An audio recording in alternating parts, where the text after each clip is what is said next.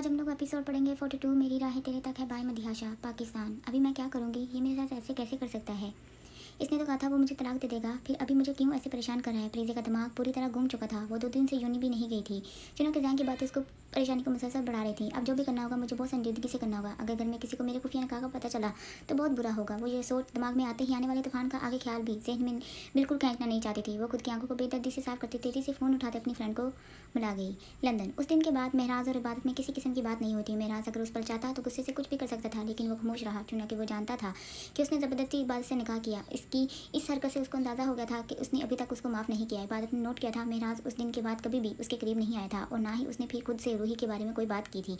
इबादत रूही के लिए फिक्रमंद थी। वो रूही से एक बार बात करना चाहती थी, मगर वो जब भी सोचती वो महराज से बात करेगी, वो हवा के झोंके की तरह उससे दूर होते कभी ऑफिस के लिए निकल जाए तो कभी सोने की तैयारी पकड़ ले। वो कल घर भी नहीं आया था, इबादत ने नोट किया था, लेकिन एक बार भी घर ना आने की वजह उससे ना पूछी। सुबह वो फ्रेश होने के घर से आया था। इबादत महराज को फ्रेश होने के लिए वॉशरूम में घुसते देख तेजी से उसके फ़ोन को चेक करते ईमन का नंबर निकाल गई। जैसे ही महराज ऑफिस गया, इबादत को सोते ईमन के नंबर पर कॉल कर गई। ईमन तो पहले ही मौका मिलने का इंतजार कर रही थी। वो इंतहा की खुश हुई थी जब इबादत ने उसको बताया कि वो महराज की वाइफ इबादत बात कर रही है। इबादत ने जैसे ही उससे को बोला कि वो एक बार रूही से बात करना चाहती है, ईमन ने फ़ौरन से जवाब देते इबादत को कहा कि वो अगर मिलना चाहती है तो रेस्टोरेंट आ जाए। अगर महराज को इल्म हो गया तो इबादत लंबा कोट पहनते बैग लेते जैसे ही घर से निकली। महराज का ख्याल आते ही सोच में पड़ी, कुछ नहीं होता इबादत, तुम रूह से ही तो मिलने वाली हो। वो खुद से नफी करते आराम से चलते मेन रोड पर आते टैक्सी लेते गई। ये ईमन अभी तक रूह को लेकर क्यों नहीं है। इबादत जो मुसलसल ईमन को कॉल कर रही थी, फ़ोन मसरूफ जाता देख खुद से बड़बड़ाते साथ ही रेस्टोरेंट से बाहर दे गई। उसको तकरीबन 1 घंटा होने वाला था वहाँ बैठे इंतजार करते हुए। कहीं उसने मुझे बेवकूफ़ तो नहीं बनाया। जाहिर बात है बनाया ही होगा। वो कहाँ चाहती है कि रूह मुझसे या महराज से मिले।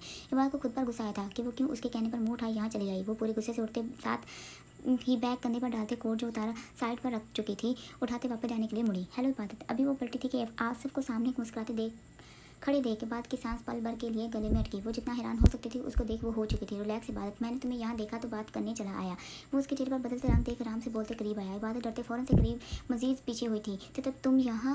वो कोट को मजबूती से पकड़ते खुद की घबराहट को छुपाने की कोशिश करना शुरू हुई। इबादत, रिलैक्स यार, मैं तुम्हें डराने या परेशान करने नहीं आया। तुम बैठो, मुझे तो कुछ ज़रूरी बात करनी है। वो बोलते साथ ही कुछ चेयर पर खींच प्राय जमा हुआ। मुझे तुमसे कोई बात नहीं करनी। वो डरते दो टूक बोलते तेजी से भागने वाले अंदाज में आगे बढ़ी। यारम के बारे में कुछ नहीं सुनना चाहती।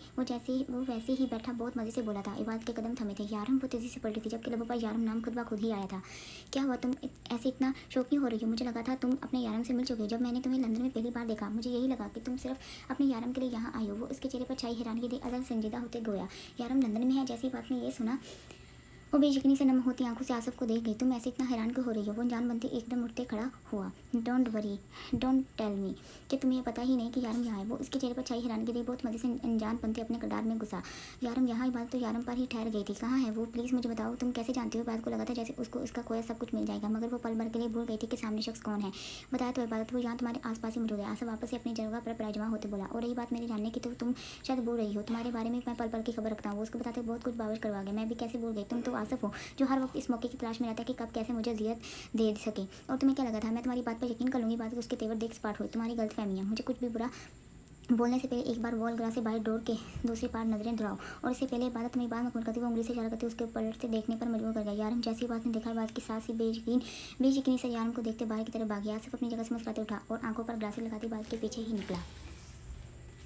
यारम इबादत की आंखें भरी थी। वो उसके सामने चंद फासले पर मौजूद था। इससे पहले इबादत यारम तक पहुंची वर्ष में उसकी नज़र से ओझल हुआ था। इबादत पागलों की तरह उसको ढूंढ रही थी जो उससे अनजान दूर हो चुका था। इबादत, तुम्हारे ऐसे रोने से तुम्हें तुम्हारा यारम मिलने वाला नहीं। आसिफ उसके बेबसी की तस्वीर बने देख करीब आते हुए। इबादत जो रो रही थी उसको हौसला देते स्पार्ट हुई। तुम सब कुछ जानते हो, बताओ कहाँ है यारम। वो यहाँ कैसे आया, तुम्हें इतना कुछ कैसे पता। इबादत का बस नहीं चला था कि वो उसका मुंह नोट डालती। माय डियर इबादत, तुम्हारी ज़िंदगी एक खुली किताब है। तुम्हारे बारे में हर चीज़ जानता हूँ और अगर तुम चाहती हो कि यारम तुम्हारे पास चला आए तो तुम्हें अपनी उस घटिया शोर को छोड़ना होगा। यकीन करो तुम्हारी ज़िंदगी से हर गम खत्म कर दूंगा। वो बोलते साथ ही उसको उम्मीद से देख गया। तुमसे इसी की उम्मीद थी मुझे। वो अपने आंसू साफ करती खा जाने वाली मुस्कुराहट चाहते आगे बढ़ी। इबादत, मेरी पास वो किसी से उसकी तरफ लगा। मुझे हाथ मत लगाना। इससे पहले वो उसको बाल से पकड़ता वो चीखी थी। आसिफ जो इबादत को पकड़ने ही वाला था हाथ हुआ हवा में रोक गया। तुम्हें जो चाहिए वो सिर्फ मैं ही तुम्हें दे सकता हूँ। मेरी इस बात पर गौर करना और फिर मुझे बताना। वो उसको सोचने का वक्त देते आंखों पर ग्लासेस चलाते अपनी गाड़ी की तरफ बढ़ा। और कितना काम करने वाला है तू, काफ़ी लेट हो गया है। वलीद उसको आराम से बैठे देख चेयर खैंड बड़ा जमा हुआ। ये काम हर सूरत खत्म करने लगा हूँ। मेरा लैपटॉप पर जितनी तेज़ी से उंगलियां चला रहा था इतनी ही तेज़ी से जवाब पास किया था। तू कल से यहाँ ही है, कल तो घर नहीं गया। वलीद जो स्टाफ से सुन रखा था पूछने वाले अंदाज में पूछते संजीदगी से उसको देखना शुरू हुआ। हाँ, काम की वजह से मुझे पता ही नहीं चला था, मैं यहाँ ही सो गया, लेकिन सुबह घर से चेंज करते ही वापस आया था। वो सिस्सा बताते आपके एक नज़र उसको देख भी गया जो बहुत गौर से उसको सुनते साथ देख भी रहा था। वैसे ये सवाल मुझे पूछना तो नहीं चाहिए, लेकिन फिर भी मैं पूछ रहा हूँ, तेरे और बाबा के दरमियान सब कुछ ठीक है ना? आई मी कुछ ठीक नहीं है। तो बिल्कुल ठीक सोच रहा है। अगर सब कुछ अच्छा होता तो अभी मैं यहाँ काम में बैठा काम में सर नहीं मार रहा होता। मेरा आज वैसे ही नजरें टेबल पर दिमाग वलीद की बात काट बोला, लड़ाई किस बात पर चली है? वलीद मजीद संजीदा होते अगला सवाल पूछ गया, किसी बात पर नहीं। इनफैक्ट वो मुझसे बात करती ही नहीं है, या ये समझ लो वो मुझे किसी काबिल ही नहीं समझती। मुझे तो ये समझ नहीं आती कि उसमें इतनी अकड़ किस बात की है। मैं तंग आ चुका हूँ। वो लैपटॉप की स्क्रीन से नजरें उठाते अपने अंदर का गुबार निकाल गया। रिलैक्स ब्रो, इतना गुस्सा सेहत के लिए अच्छा नहीं होता। वलीद उसको इतने गुस्से में लाल होते देख साथ ही पानी का गिलास उठाते आगे कर गया। मुझे नहीं पीना। वो तीखी सी निगाह डालते वापस से काम पर मुतवज्जो हुआ। जैसे तू इतना गुस्सा करा है इससे तो मुझे तो ये लगता है कि तुझे बाबा से शिद्दत वाली मोहब्बत हो गई है। क्या करूँगा ऐसी मोहब्बत का जिसका वो किसी भी स्वर महसूस करना ही नहीं चाहती। छोड़ो बातें। अब मेरी ज़िंदगी में ऐसी ही मेरी अब ज़िंदगी ऐसी ही गुजरने वाली है। मेरे आँख भरते लैपटॉप से नजर उड़ाते सिगरेट की डब्बी खोल एक अदर सिगरेट लगो में दबा गया। ऐसे कैसे छोड़े? तू भाभी को अपने दिल का साथ जब जबात तैयार कर, फिर देखते ज़िंदगी में सभी रंग कैसे महकते और खुशियाँ लाते हैं। तू अभी जा, भाभी के लिए अच्छा सा गिफ्ट लेकर जा, इनसे अपने दिल का हाल बयान कर, इन्हें भी खुश रख और खुद भी इन पलों को एंजॉय कर। कब तक ऐसे ही लाइफ में पीछे होता रहेगा? वलीद उसको आराम से सिगरेट के कश भरते देख समझाने वाले अंदाज में बोला। वो शक्ल से तक देखती नहीं है, गिफ्ट खाक लेगी। मुझे ऐसा लगता है जैसे उसको इसकी ज़िंदगी से कुछ लेना देना ही नहीं। कोई इतना खामोश तनहा पसंद कैसे हो सकता है? मेरा जो फील कर रहा था बात को लेकर वो खोया सा वलीद से सजा कर गया। वक्त जब जख्म गहरे दे तो तन्हाई और खामोशी अच्छी लगना शुरू हो जाती है। मेरे दोस्त बाद की लाइफ में काफ़ी चीज़ें हुई हैं, तूने ही तो बताया था कि शायद वो इनकी वजह से ऐसी हो।